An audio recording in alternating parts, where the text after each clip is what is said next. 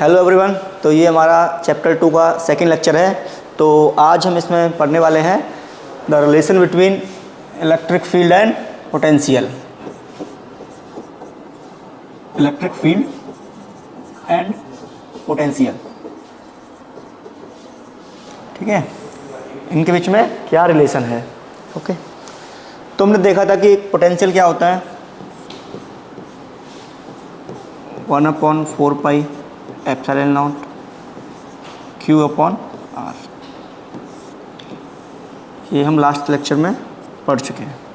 Okay, और अगर मेरे पास एक चार्ज हो, ये किससे आया था, मेरे पास एक पॉइंट चार्ज है Q, ठीक है, और R डिस्टेंस पे मुझे अगर पोटेंशियल निकालना हो P पॉइंट पे, तो मेरे पास ये पोटेंशियल निकल के आता है, ये आता है V = 1/4 pi epsilon naught Q R।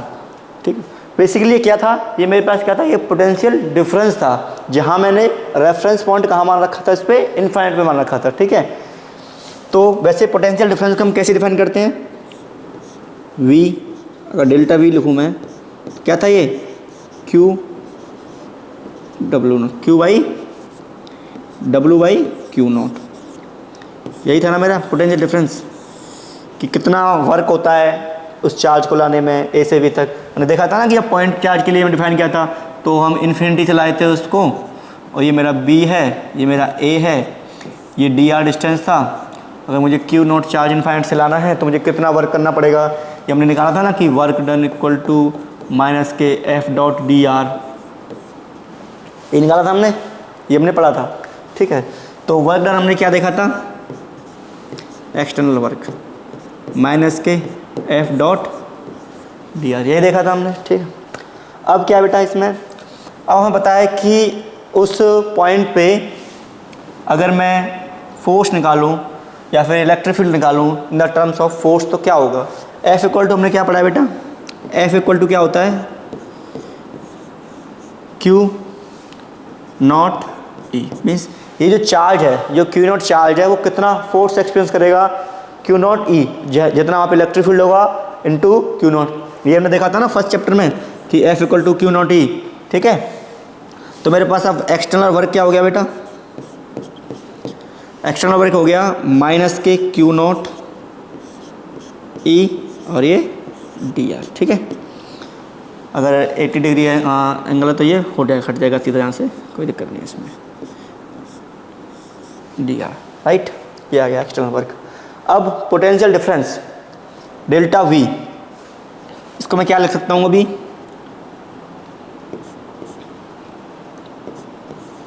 Q naught E, delta V को हम चेंज लिख सकते हैं dr dV, है ना, क्योंकि ये भी तो एक चेंज है, dV डेल्टा V भी चेंज है स्मॉल चेंज के लिए, Q not dr, right. Q naught से Q नॉट क्या, अगर मुझे यहाँ से इलेक्ट्रिक फील्ड का एक्सप्रेशन चाहिए तो क्या आएगा बेटा, इलेक्ट्रिक फील्ड का expression, that is equal to E equal to -k dV by dr।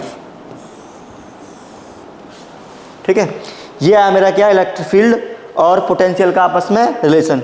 अब ये dV बाई dr है, इसको क्या बोलते हैं हम, ये जो dV बाई dr है, इसको बोलते हैं क्या, potential gradient, the rate of change of potential with respect to distance.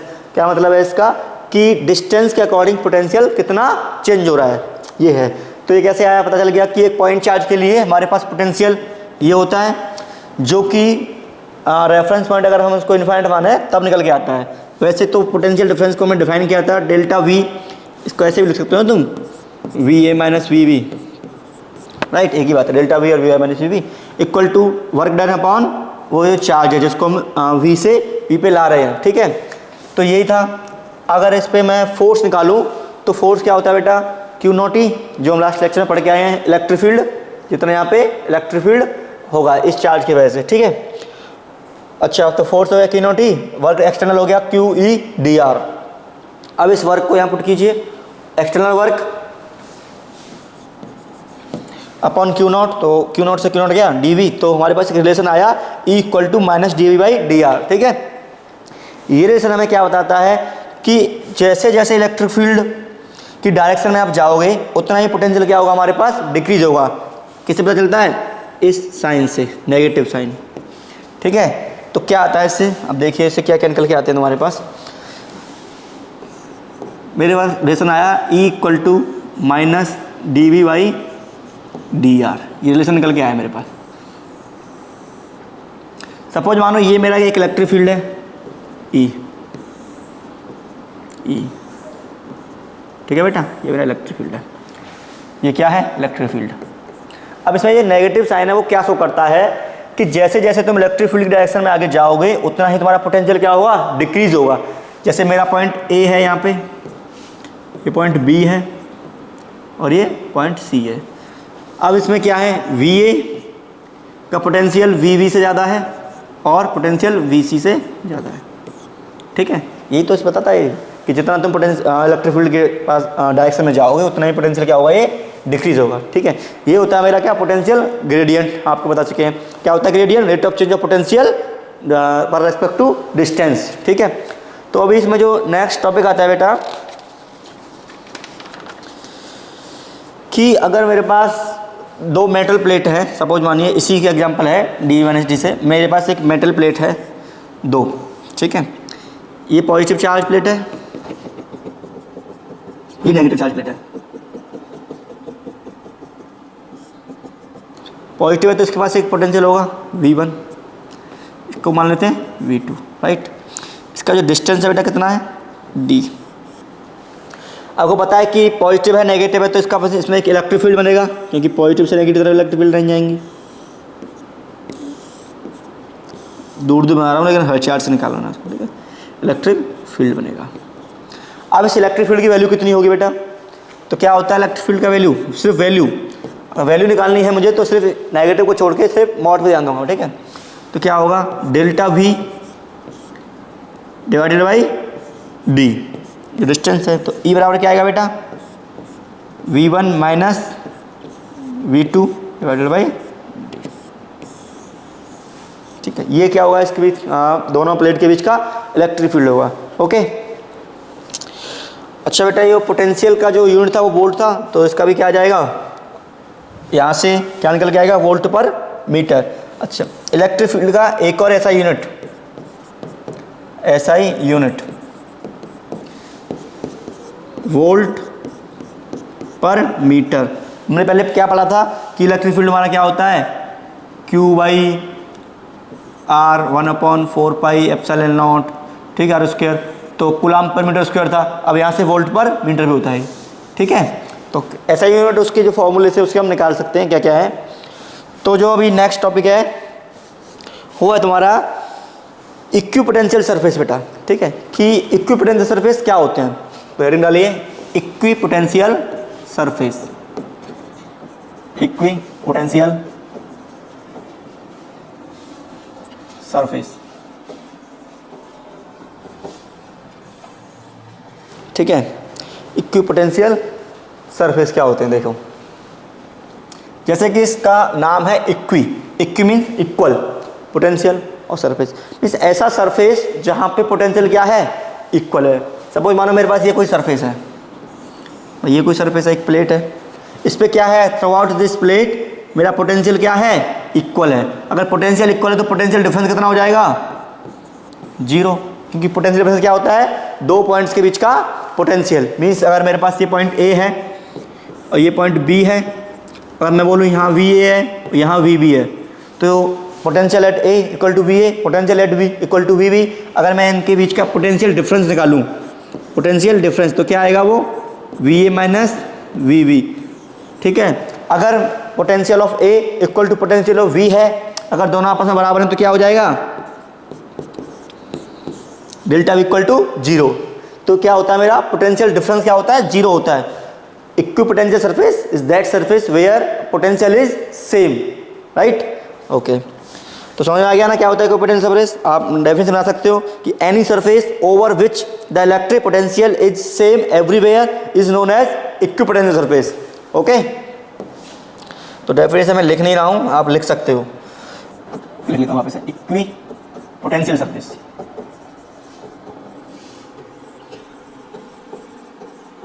ठीक है, अभी समझ में आ गया क्या होता है इक्विपोटेंशियल सरफेस। तो आप डेफिनेशन लिख सकते हो कि एनी सरफेस शॉर्ट लिख देता हूं मैं, any surface which have, any surface which have potential difference between any two points is zero.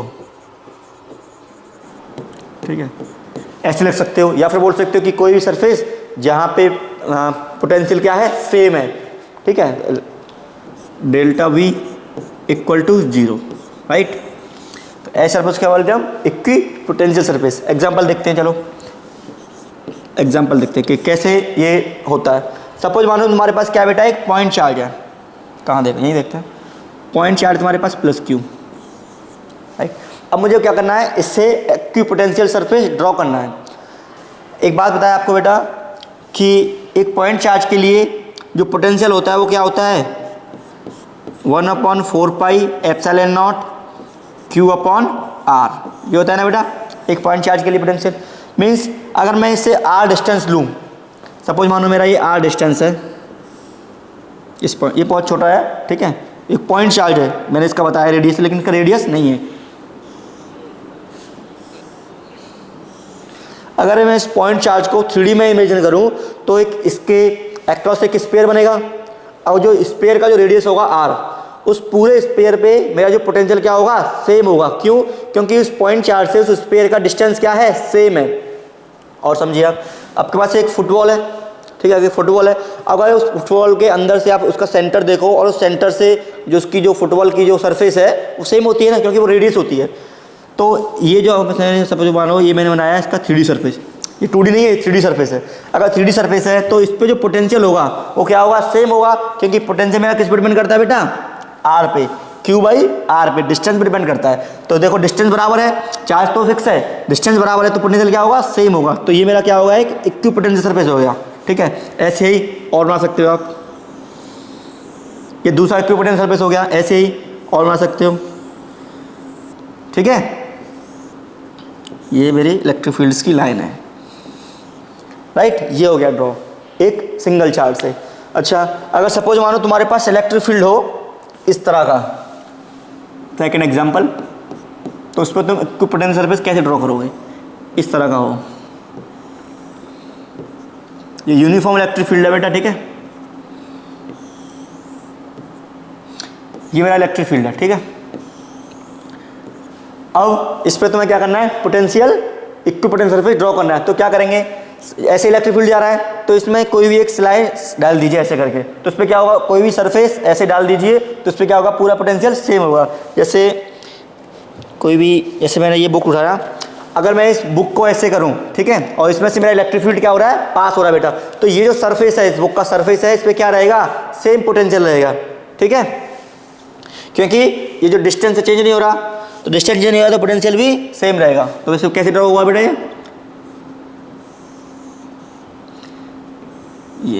ये मेरे क्या है, इक्वी पोटेंशियल सरफेस है। ठीक है, ये ऐसे नहीं है, ये ऐसे है, ठीक है, इस तरह से इसमें इलेक्ट्रिक फील्ड पास हो रहा है, बन नहीं पा रहा है, इस तरह से इलेक्ट्रिक फील्ड इसमें पास हो रहा है। ये सरफेस 1 हो गया, सरफेस 2 हो गया। ये क्या है, इक्वी पोटेंशियल, जितना पोटेंशियल इस पॉइंट पे है उतना ही है। जैसे मैं ले लूँ, यहाँ मेरा पॉइंट है ए, यहाँ ले लूँ बी, यहाँ ले लूँ सी, यहाँ ले लूँ डी, तो potential at A equal to potential at B equal to potential at C equal to potential at D, right, क्योंकि क्या है, ये इक्वी पोटेंशियल सरफेस है। अब इक्वी पोटेंशियल सरफेस की क्या क्या प्रॉपर्टीज़ होती हैं ड्रॉ करना आप सीख गए, कि आप इलेक्ट्रिक फील्ड के परपेंडिकुलर में कोई भी स्ट्रेट या फिर कोई भी सर्कुलर जो ऐसे कि उसकी सिमेट्री है, ऐसे आप ड्रॉ कीजिए और इक्वी पोटेंशियल को शो कर दीजिए। अब इसकी क्या क्या प्रॉपर्टीज़ होती हैं वो आगे देखने वाले हैं। तो डालिए प्रॉपर्टीज ऑफ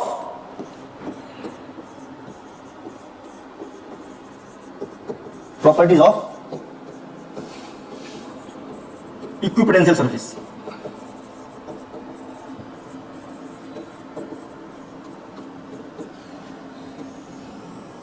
बेटा, जो फर्स्ट प्रॉपर्टी है, क्या प्रॉपर्टी है, कि जो भी तुम्हारा इक्वी पोटेंशियल सरफेस है उससे जो इलेक्ट्रिक फील्ड लाइन निकलेंगी वो क्या रहेंगी, उस पर परपेंडिकुलर रहेंगी। ये पहली क्या है, फर्स्ट प्रॉपर्टी है कि इलेक्ट्रिक फील्ड को मैं EF से लिखता हूँ, electric field lines are perpendicular to that surface. कौन सी सरफेस की बात हो रही है यहाँ पे? Equipotential surface, right. देखा कैसे होता है, पहले इसको मैथमेटिकली प्रूफ करते हैं कैसे होता है ये। अभी हमने देखा था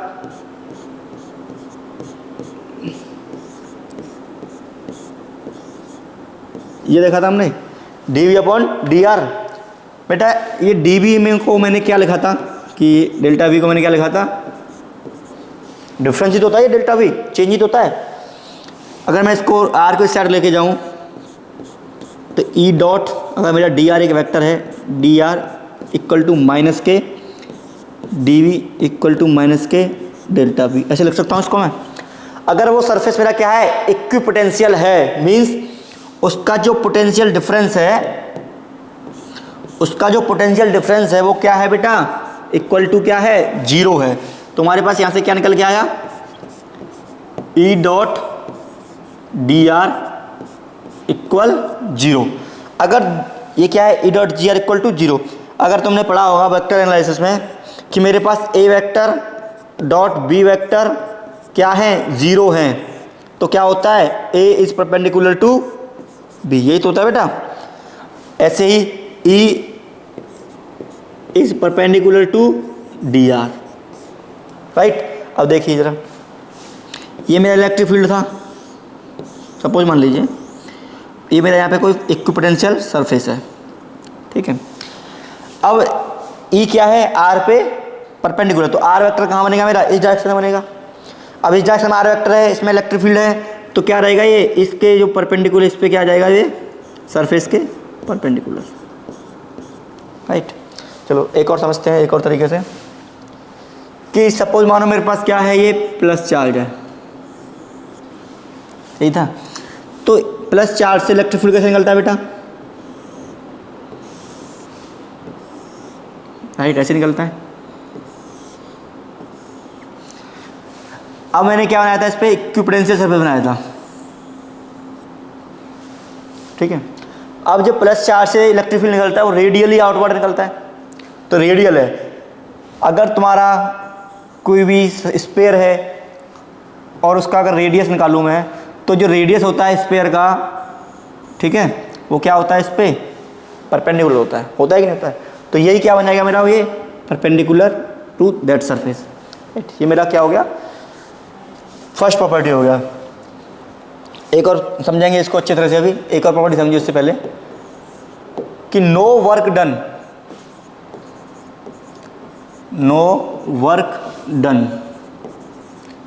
मतलब कोई भी काम नहीं होगा to moving a charge on equipotential surface.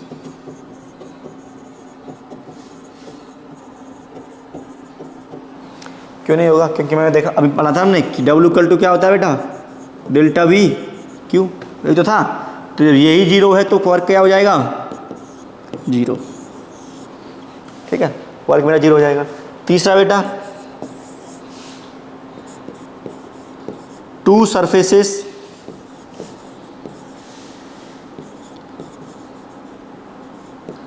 Can't intersect. दो इक्विपोटेंशियल सरफेस आपस में इंटरसेक्ट नहीं कर सकते। जैसे मेरे पास सपोज मानो ये एक सरफेस है और ये एक सरफेस है, ये आपस में इंटरसेक्ट नहीं कर सकते। क्यों नहीं कर सकते? क्योंकि at intersect point, because at that point, मैंने पढ़ा था ना कि इलेक्ट्रिक फील्ड लाइंस इंटरसेक्ट क्यों नहीं करती हैं? क्योंकि एट इंटरसेक्टिंग पॉइंट उस इलेक्ट्रिक फील्ड की दो डायरेक्शन हो जाएंगी एक पॉइंट पे, और वो की पॉसिबल नहीं है। At that point electric field have two direction at single point, which is not possible, right. कि एक पॉइंट पे इलेक्ट्रिक फील्ड की दो डायरेक्शन पॉसिबल नहीं है, इसीलिए हमारे जो सरफेसेस होते हैं वो इंटरसेक्ट आपस में नहीं करते हैं, राइट। तो बेटा अभी जो हमारा टॉपिक आया है वो है कि सपोज मानो मैंने एक चार्ज पार्टिकल को एक पोटेंशियल के अंदर रखा, ठीक है। अब पोटेंशियल के अंदर रखा और मैंने वो उसे क्या कर दिया, रिलीज़ कर दिया। अब जब पोटेंशियल के अंदर वो रखा है तो रिलीज़ किया है, तो पोटेंशियल के अंदर रखा है तो उस पर एक फोर्स लग रहा होगा भाई, क्योंकि सपोज ये मेरा एक चार्ज था, लिखना पड़ता सब कुछ, ये चार्ज है, इसका कुछ इलेक्ट्रिक फील्ड है या कुछ पोटेंशियल है, इलेक्ट्रिक फील्ड है तो पोटेंशियल भी होगा, इलेक्ट्रिक फील्ड है, पोटेंशियल है इस रीजन में, राइट। अब मैंने सपोज मानो इस क्यू चार्ज को, ये क्यू नॉट बोल दीजिए, क्यू वन बोल दीजिए, इस क्यू चार्ज को मैंने क्या किया, इसमें प्लेस किया। अब इसमें प्लेस किया तो इस पर क्या लग रहा होगा, एक रिपल्सिव फोर्स लग रहा होगा इस पर, राइट। अब जो रिपल्सिव फोर्स लगेगा, अगर मैं इसको इसे प्लेस करके छोड़ दूंगा तो ये क्या करेगा, मूव करेगा ना। तो किस वेलोसिटी से मूव करेगा, मींस इसके अंदर कुछ काइनेटिक एनर्जी आएगी ना। अगर वेलोसिटी, अगर ये मूव करेगा तो इसके अंदर क्या आ जाएगी बेटा, काइनेटिक एनर्जी आ जाएगी। तो वही काइनेटिक एनर्जी क्या होगी उसका हम फॉर्मूला ड्राइव करने वाले हैं, ठीक है। तो हेडिंग डालिए, क्या हेडिंग है मेरी, kinetic energy of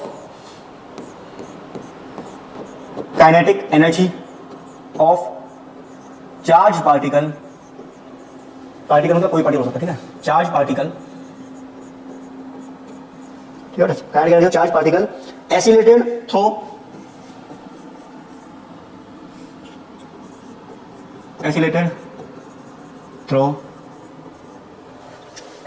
through a potential difference,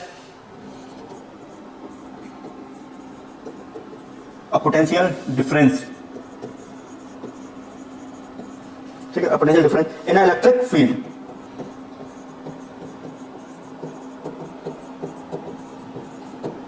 right.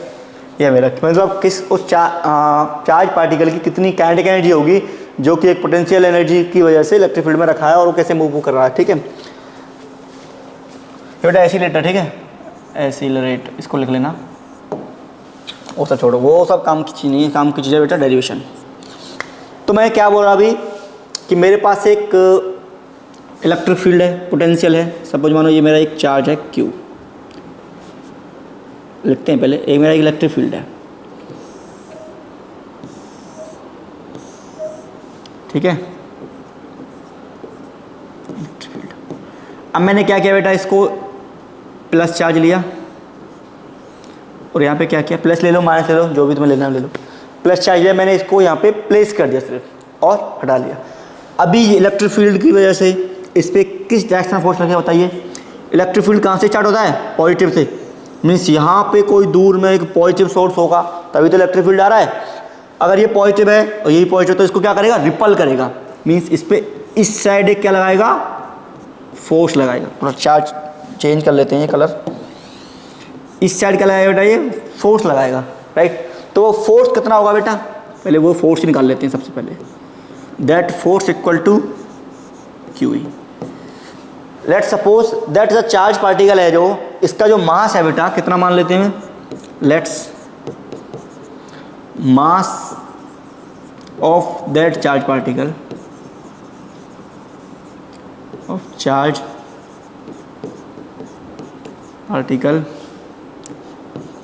Is m, ठीक है, mass of charge particle is m। तो फोर्स लगा है, अगर इसमें एक एसिलेशन आया होगा तो क्या होता है, न्यूटन लॉ से या फोर्स इक्विवेलेंस करो, फोर्स इक्वल टू क्या होता है बेटा, ma इक्वल टू QE। तो इस चार्ज पार्टिकल का जो एसिलेशन निकालूंगा मैं, क्या आएगा बेटा, acceleration equal to Q by E upon m, पहला फॉर्मूला डालिए इसको। अब इसमें एसिलेशन आया है, इनिशियली कहाँ था ये, रेस्ट पे था, तो यहाँ डाल लीजिए इसको, इनिशियली एट रेस्ट पे था ये, ठीक है, u equal to 0, u equal to क्या है इसका, 0 है। अब मुझे बताइए कि जो एसिलेशन होगा वो कांस्टेंट होगा कि नहीं होगा। देखो चार्ज कांस्टेंट है, मास कांस्टेंट है, इलेक्ट्रिक फील्ड भी क्या है, कांस्टेंट है, मींस यूनिफॉर्म है। तो क्या होगा एक्सीलरेशन, कांस्टेंट होगा ये एक्सीलरेशन। और जब भी कांस्टेंट एक्सीलरेशन की बात आती है तो क्लास 11th की बात कीजिए कि जब भी कांस्टेंट एक्सीलरेशन होता है तो हम इक्वेशंस ऑफ मोशन का यूज करते हैं। बेटा इसका इनिशियल वेलोसिटी u था, अब जैसे इसको एक्सीलरेशन मिला तो इसने कुछ डिस्टेंस ट्रेवल किया होगा। लेट्स सपोज इसने कितना डिस्टेंस ट्रेवल कर लिया बेटा, d डिस्टेंस इसने क्या किया, ट्रेवल किया। आफ्टर टाइम t इसने d डिस्टेंस ट्रेवल किया, ठीक है। अगर d डिस्टेंस ने ट्रेवल किया तो इक्वेशन ऑफ मोशन क्या होती है बेटा, v square equal to u square plus 2as, right. u मेरा 0 है तो v square equal to 2as। इसने कितना डिस्टेंस ट्रेवल किया है, d। चलो लिखते हैं इसको। तो v square equal to its value क्या है बेटा, q e अपॉन m, और डिस्टेंस कितना ट्रेवल किया इसने, d, आगे 2, राइट। कोई दिक्कत यहाँ से, ठीक है। अब यहाँ पे पोटेंशियल मेरा v था, यहाँ पे भी v हो गया, मीन्स पोटेंशियल का कुछ चेंज आ गया, मीन्स कुछ पोटेंशियल आ गया। तो क्या था मेरा, क्या मैं E D equal to V लिख सकता हूँ, क्यों नहीं लिख सकता, क्योंकि ई क्या था मेरा, v बाई डी तो था, पोटेंशियल ग्रेडियंट तो था। तो ई डी की जगह मैं क्या लिख सकता हूँ बेटा, पोटेंशियल लिखता हूँ, क्योंकि ये चार्ज पार्टिकल किस चीज़ से एक्सीलरेट हो रहा है, ड्यू टू पोटेंशियल डिफरेंस। तो वी स्क्वायर क्या आ गया बेटा, Q V Y M, V square, ठीक है। वी ये मेरा वेलोसिटी है और ये मेरा पोटेंशियल है। चलो भाई, तुमने क्या देखा कि V square equal to Q V Y M, तो v बराबर under root Q V Y M, इतना तो उसके पास आ जाएगा वेलोसिटी, ठीक है, जब वो d डिस्टेंस ट्रेवल करेगा। अच्छा, तो काइनेटिक एनर्जी क्या होगी बेटा उसकी, half m v square, half m q v, इससे कट गया ये, जिसमें 2 भी था ना एक, देखिए, हाँ 2 भी था इसमें एक, ठीक है, यहाँ पे 2 भी था बेटा, ठीक है, 2 भी था, तो यहाँ भी 2 आएगा, 2 से 2 कट गया। तो काइनेटिक एनर्जी क्या आएगी बेटा,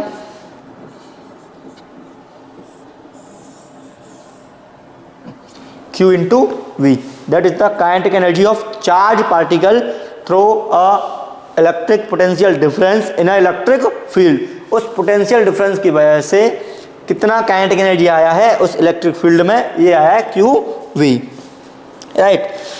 क्यू तो कूलम है, वी वोल्ट है, तो काइनेटिक एनर्जी जूल में आएगी, बताएं, ठीक है।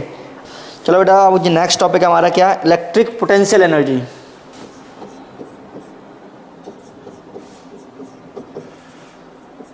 इलेक्ट्रिक पोटेंशियल एनर्जी, ठीक है। तो वैसे ही टॉपिक तुम पढ़ चुके हो, बस थोड़ा सा समझना बाकी है आपको। हमने देखा था कि जो पोटेंशियल डिफरेंस होता है बेटा, राइट, पोटेंशियल डिफरेंस या पोटेंशियल, तो वो क्या होता है, वर्क डन बाय चार्ज, ठीक है। पोटेंशियल डिफरेंस जब हम इनफाइनाइट से लाते हैं, अगर वहीं ए बी से करें तो पोटेंशियल, इसका मतलब मुझे अगर वर्क निकालना होगा तो Q इंटू वी कर दूंगा मैं, पोटेंशियल एट दैट पॉइंट, ठीक है। अब मुझे निकालनी है क्या, इलेक्ट्रिक पोटेंशियल एनर्जी। तो कैसे निकालेंगे, देखो, लेट्स अज्यूम करो, लेट्स अज्यूम, एक ही बात है, तुम्हारे पास क्या थे बेटा, 2 चार्जेस हैं,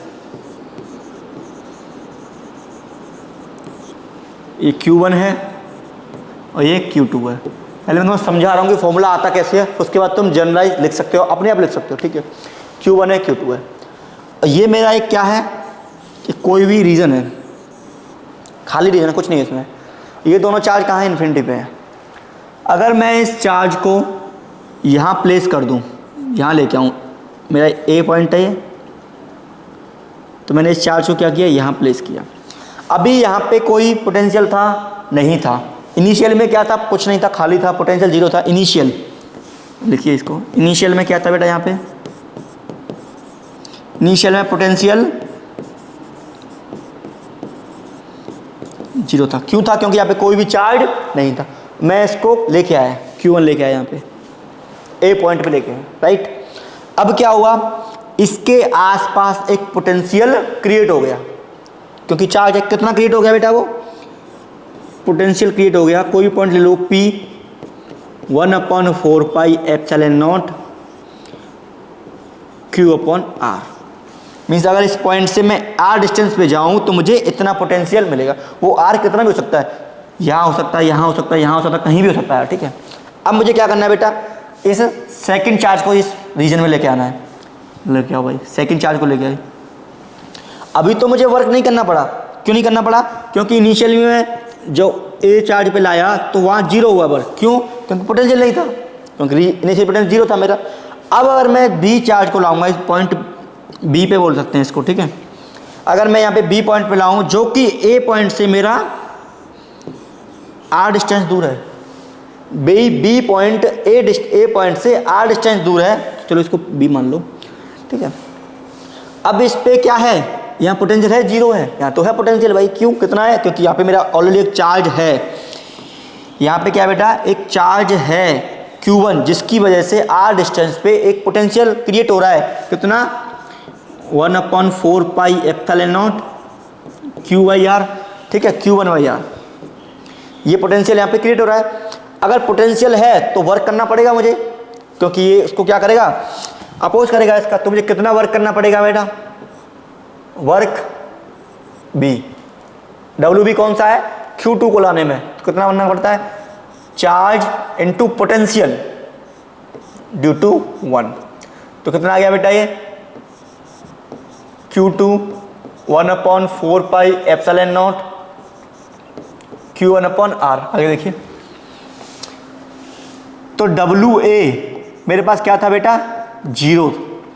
WB क्या आ गया बेटा, 1/4 pi epsilon naught Q1 Q2/R, right. अब जो टोटल वर्क है वो क्या हो जाएगा मेरा, टोटल उसकी पोटेंशियल एनर्जी। वर्क क्या है, in the form of potential energy. तो इसका जो टोटल वर्क है वो क्या हो जाएगा, पोटेंशियल एनर्जी, जो टोटल वर्क है इसका। तो ये जीरो है, तो 1/4 pi epsilon naught Q1 Q2/R। चलो भाई, ये आ गया मेरा क्या, पोटेंशियल एनर्जी का फॉर्मूला। अगर दो चार्ज हैं तो उनके बीच में जो पोटेंशियल एनर्जी कितनी होगी, ये होगी। समझ में आ गया ना। ऐसे ही अगर हमारे पास बोर्ड में क्वेश्चन आते हैं कि तीन चार्ज हैं, उनको मैंने इक्विलेटरल ट्रायंगल पे रखा 1/1/1, तो सिस्टम का पोटेंशियल एनर्जी क्या होगा। चार चार्ज है, मैंने स्क्वायर के कॉर्नर पे रखा 1/1, तो उस पर क्या पोटेंशियल होगा। ऐसे ही निकालोगे सेम।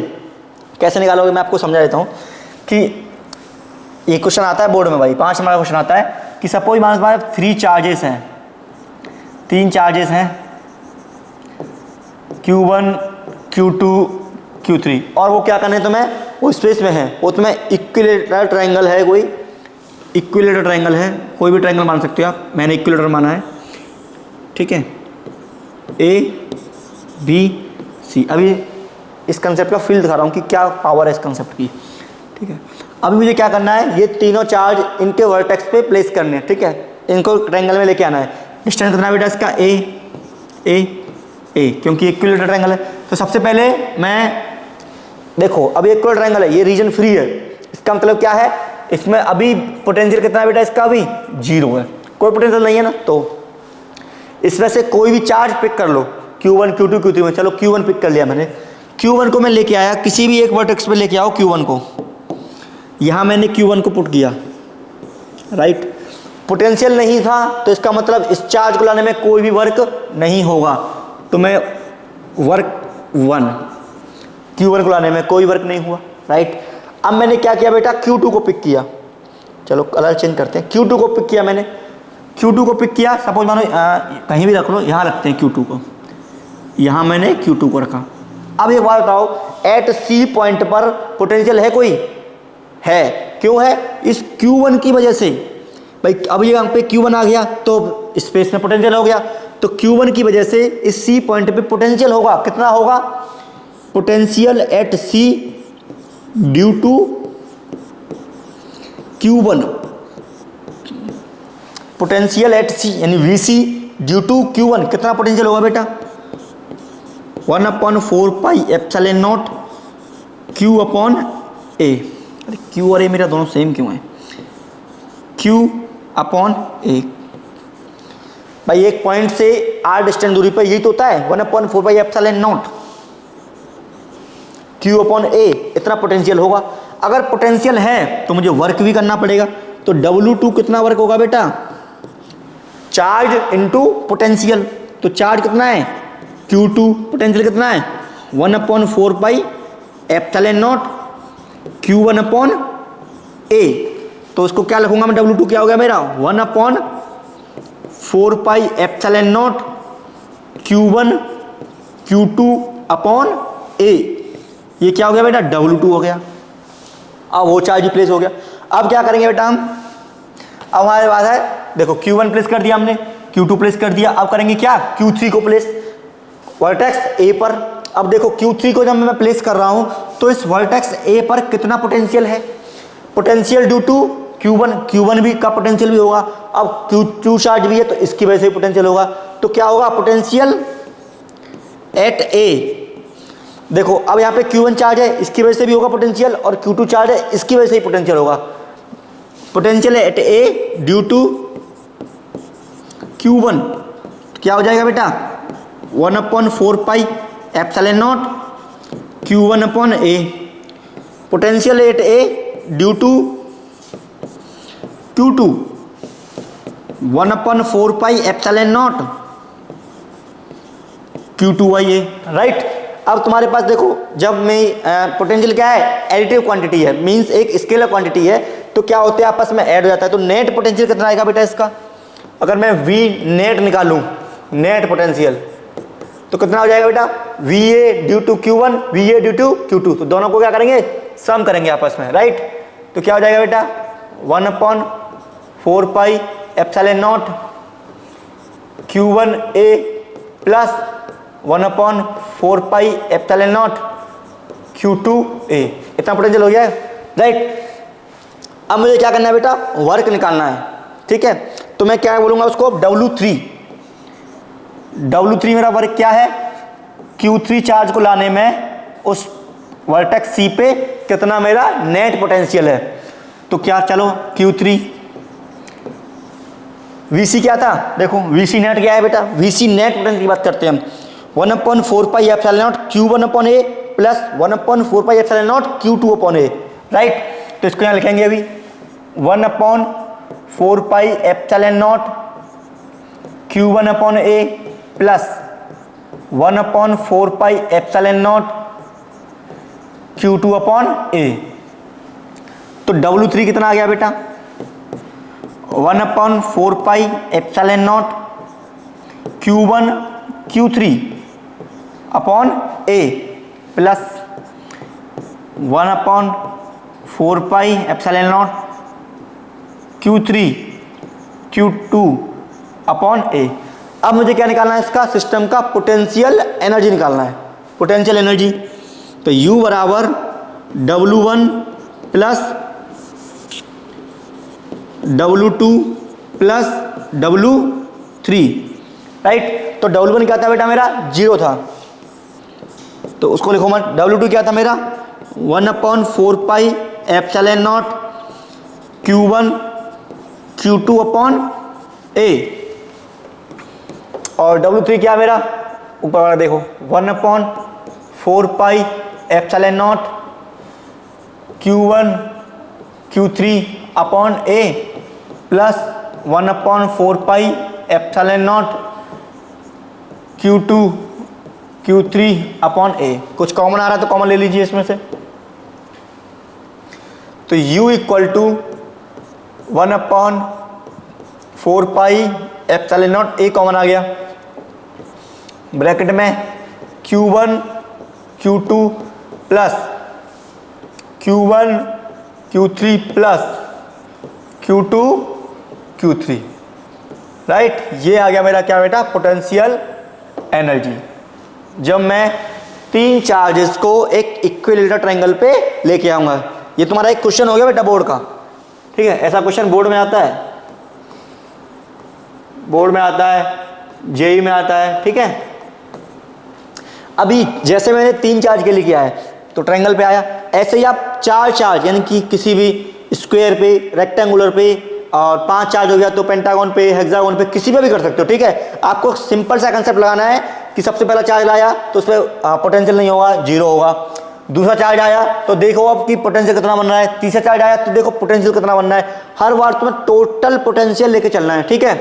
तो इसका मैं एक जनरल फॉर्म ले देता हूँ, अगर तुम्हें ऐसे डेरिवेशन नहीं करना है, अगर एमसीक्यू टाइप में आए तो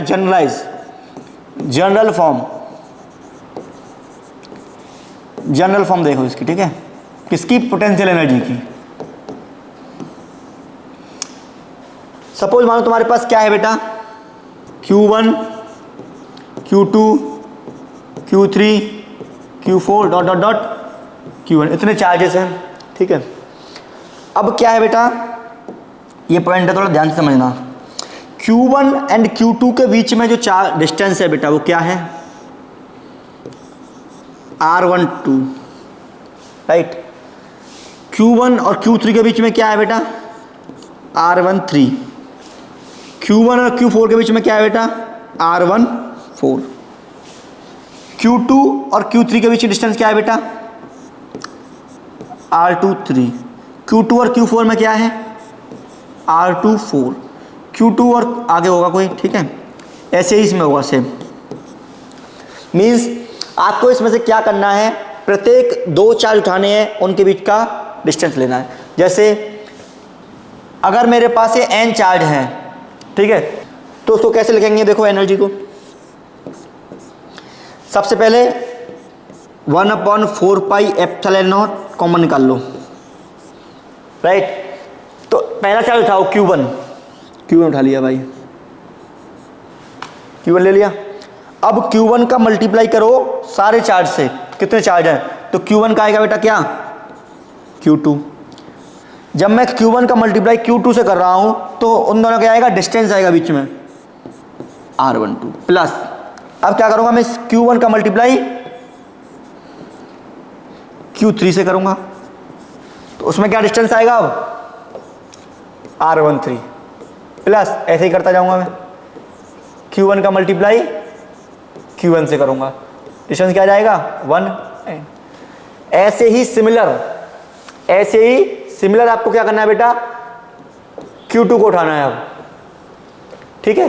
अब Q2 को Q1 से नहीं करना क्योंकि वो तो निकाल चुके हो आप, Q2 को Q3 से करना है स्टार्ट, डिस्टेंस R23, राइट। अब Q2 को Q4 से करना है। मतलब क्या है इसका, आपको चार्ज उठाना है और उस चार्ज से आपको क्या करना है बेटा, इनटू करना है, और उनका बीच के क्या लिखना है, डिस्टेंस लिखना है। देखो यहाँ देखिए, तुम्हारे पास क्या था बेटा, ट्रायंगल था, Q1 Q2 और Q3, यही था ना। अब मैंने क्या किया, देख, Q1 Q2 divided by distance, Q1 Q3 divided by distance, Q3 Q2 divided by distance.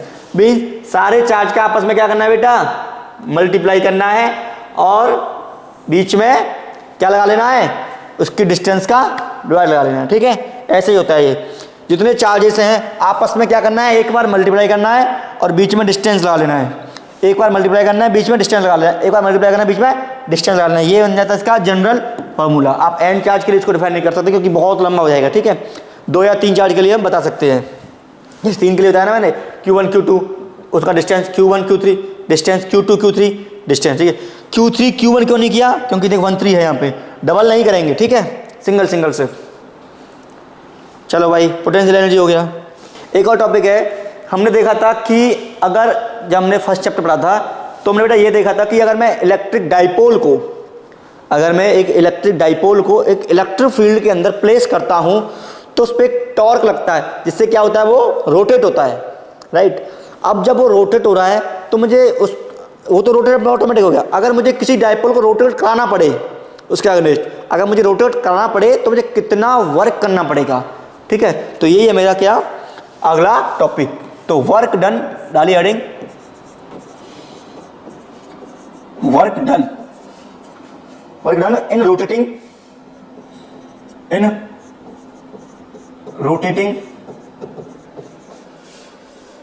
an electric dipole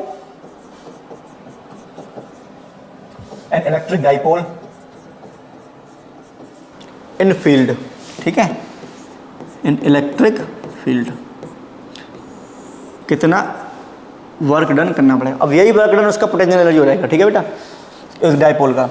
तो सपोज मानो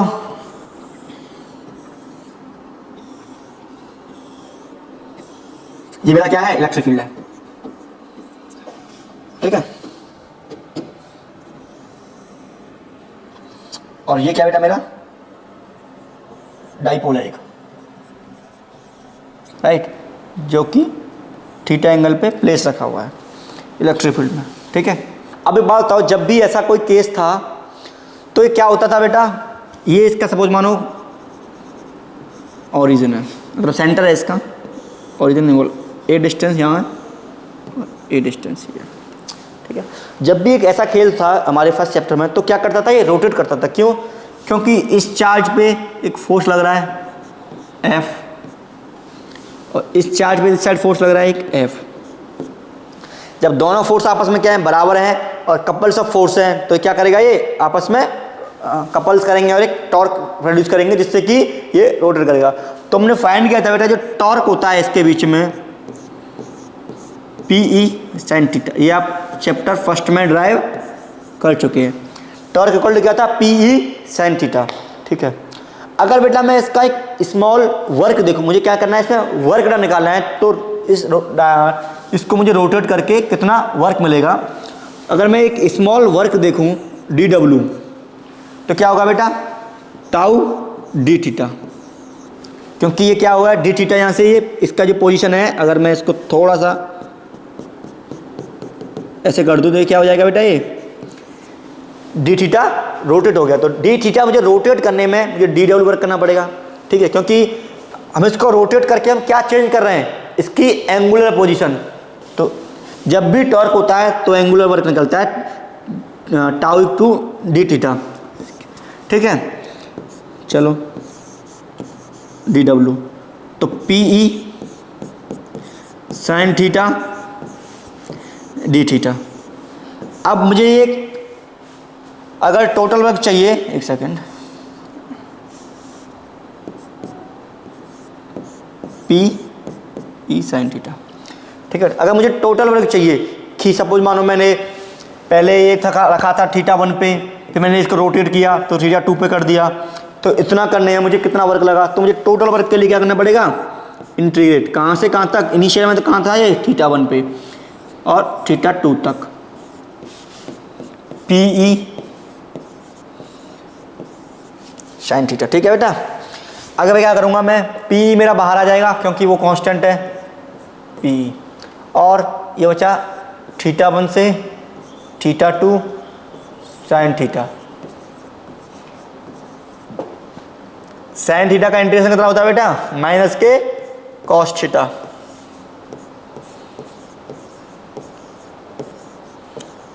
θ1 से θ2 वर्क, ठीक है बेटा। अब लिमिट पुट कीजिए, तो वर्क कितना आ गया बेटा, PE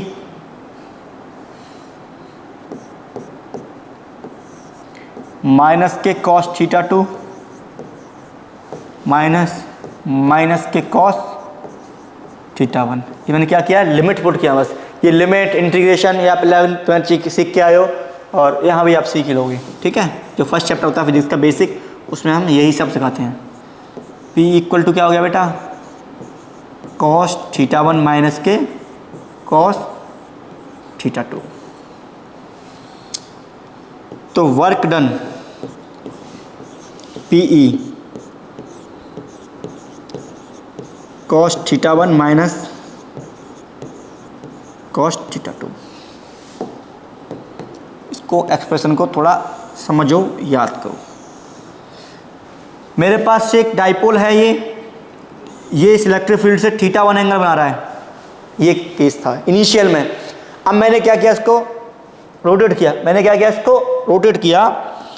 सपोज मैंने रोटेट करके इसको ऐसे कर दिया, राइट। अब ये जो एंगल बना रहा है बेटा, क्या बना रहा है, थीटा 2 बना रहा है। ये ऐसे था, मैंने इस पर वर्क किया तो इसको रोटेट किया, तो पहले एंगल थीटा 1 था, अभी क्या बना रहा है, इलेक्ट्रिक फील्ड से थीटा 2 बना रहा है। तो मैंने कितना कार्य करना पड़ा इस काम को करने में, तो वो होता है PE, where P is the dipole moment. Dipole moment, E is the electric field, cos theta 1 initial position minus cos theta 2 final position. ठीक है, अब पढ़ते बेटा हम इसमें क्या अलग अलग केस होते हैं इसके। ठीक है, तो केस 1 समझिए बेटा। एक तो होती है इसमें क्या स्टेबल पोजीशन, एक होती है क्या अनस्टेबल पोजीशन। स्टेबल पोजीशन वो होती है कि अगर मैंने इस डाइपोल को उस डायरेक्शन में रख दिया तो वहां से अगर मैं इसको थोड़ा सा भी हिलाऊं तो वो अपनी पोजीशन पे वापस आ जाएगा। अगर एक होती है अनस्टेबल, अगर मैंने इसको ऐसे प्लेस किया, अगर मैंने उसका डाइपोल का थोड़ा सा भी मूवमेंट किया तो वो वहाँ उस पोजीशन पे रिटर्न होके नहीं आएगा। आपने पढ़ा होगा ना क्लास 11th में कि ये है, अगर मैंने इस प्रकार से एक बॉल रखा है, अगर मैंने इस बॉल को थोड़ा सा भी मोशन कर दिया तो क्या वापस आएगा, ये नहीं आएगा। तो ये कौन सी पोजीशन है, अनस्टेबल पोजीशन। ठीक है, ये क्लास 11th का टॉपिक है, अनस्टेबल और स्टेबल अनस्टेबल का टॉपिक। अगर ये ऐसे है, ये बॉल ऐसे है, अगर मैं इसको थोड़ा सा मूव कर देता हूँ इधर या उधर तो ये वापस ही आएगा ना। तो ये कौन सी पोजीशन है, स्टेबल पोजीशन। ठीक है, तो ऐसे ही इस डाइपोल के केस में होता है स्टेबल एंड अनस्टेबल। तो केस 1 देखिए, अगर मेरे पास थीटा की वैल्यू क्या थी, 0 डिग्री थी। थीटा 1 की वैल्यू 0 डिग्री थी, मतलब क्या है इसका, देखो थीटा 1 मेरा 0 था, मतलब ये इस डायरेक्शन में था कि इलेक्ट्रिक फील्ड ये है,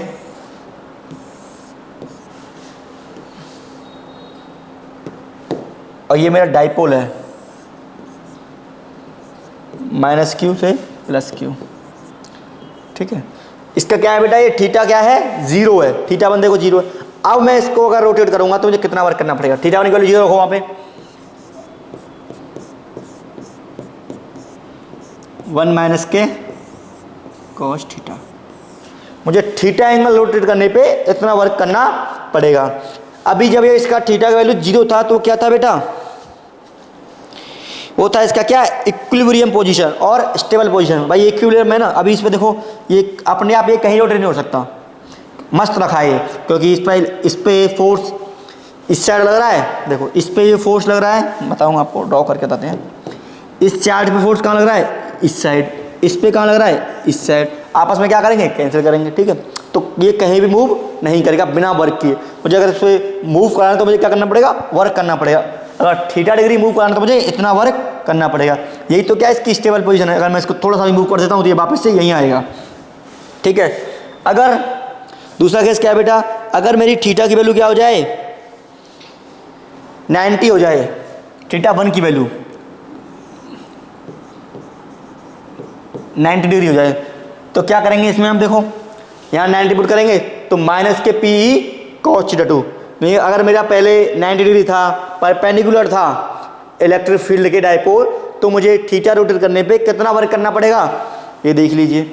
अगर मेरा क्वेश्चन बनते हैं ऐसे कि अगर मेरी पहला डाइपोल था इक्विलिब्रियम में, इक्विलिब्रियम से परपेंडिकुलर ले जाने में जो कितना वर्क करना पड़ेगा, देखो इक्विलिब्रियम मतलब थीटा डिग्री 0 डिग्री और परपेंडिकुलर मतलब 90 डिग्री। तो 0 से 90, 0 की वैल्यू 1 हो गई, 90 की वैल्यू 0 हो गई, खत्म।